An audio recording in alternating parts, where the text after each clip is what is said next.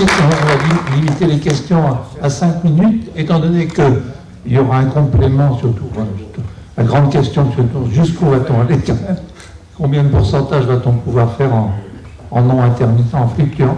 Voilà, donc déjà, donc, question sur la première partie, qui est surtout un peu la technique. Merci. Merci. Je reviens sur la stabilité, la partie primaire de la stabilité, la réserve primaire. Dans la réserve primaire elle-même, il y a plusieurs phases. La réserve primaire immédiate, elle est liée à l'inertie des parties tournantes des groupes turbo-alternateurs. Cette réserve, le H, qui est le rapport entre l'énergie cinétique des parties tournantes et la puissance de la machine, est de l'ordre, les meilleurs, c'est les groupes thermiques et nucléaires, de l'ordre de la dizaine de secondes. Ensuite viennent les hydrauliques classiques où c'est de l'ordre de quelques secondes, 4, 5 secondes. Puis les hydrauliques basse chute, les groupes bulbes où c'est même de l'ordre de la seconde. Et alors quand on passe aux éoliennes, qui tournent encore plus lentement, je n'ai jamais pu avoir le chiffre exact. Alors vous me direz qu'il n'a pas d'importance puisque en fait on ne s'en sert pas de cette puissance, mais vous avez parlé de la réserve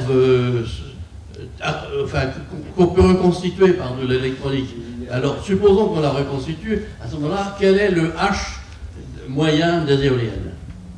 Je n'ai absolument pas cette réponse. Parce que, voilà, j'ai jamais eu la réponse. Non, mais parce qu'il faut savoir que des expérimentations ont commencé dans certains pays, je crois au Portugal, en Irlande aussi, mais on est vraiment au tout début de l'expérimentation en réseau, parce qu'il y a des tas de thèses de 3e ou 4e cycle qui ont été faites sur la question, mais ça reste très théorique. L'expérimentation, on attend de voir, voilà, et on n'a pas encore. Et ce sera plus long, hein. Ce sera beaucoup plus long. C'est du réglage primaire poussif.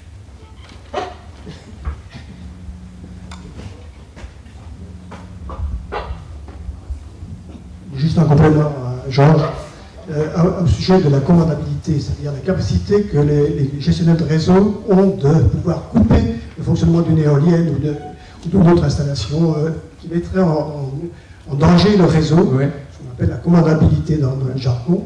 Il faut savoir que cette commandabilité donc, est normalement interdite par la loi, mais que la loi a prévu des accommodements, notamment en Allemagne. La loi EEG prévoit la possibilité de couper, c'est-à-dire le micro à une éolienne, oui. sous l'indemnisation financière du manque à produire. Et la même chose vaut maintenant en France pour nos zones non interconnectées au réseau, c'est-à-dire nos îles.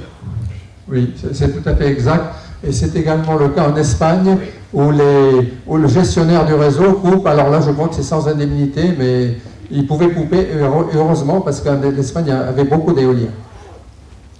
Je peux poser une question?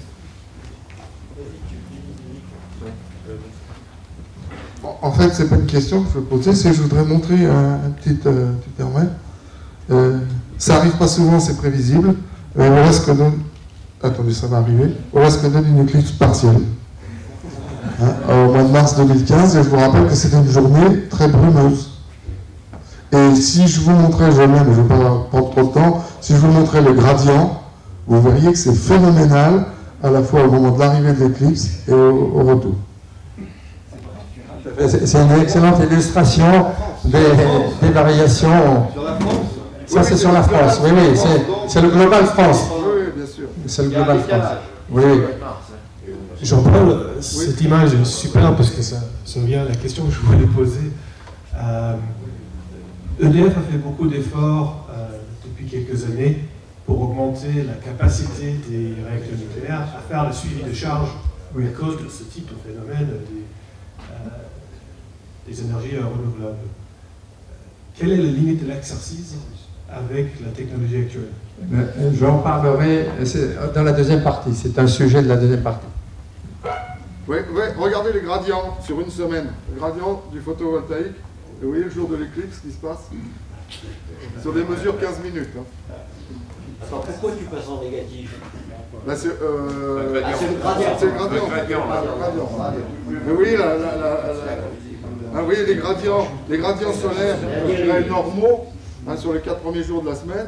les gradients normaux, et vous voyez les gradients le jour de l'éclipse. Si on a une plaque de cuivre européenne, on va changer la l'éclipse, on verra ça tout à l'heure. Je voudrais juste rappeler les études de Flocard et Pervez qui montrent que l'interconnexion en Europe n'est absolument pas une solution à l'intermittence des renouvelable. On ne peut pas aller très très loin dans l'interconnexion. On peut quantifier ça, oui. J'ai essayé, mais tout à fait d'accord. Très faible. J'en parlerai. C'est énormément d'argent pour interconnecter, c'est absolument illusoire. J'en parlerai dans la deuxième partie aussi. Je crois qu'on voit bien qu'il y a un lien entre les... On va arrêter là les questions.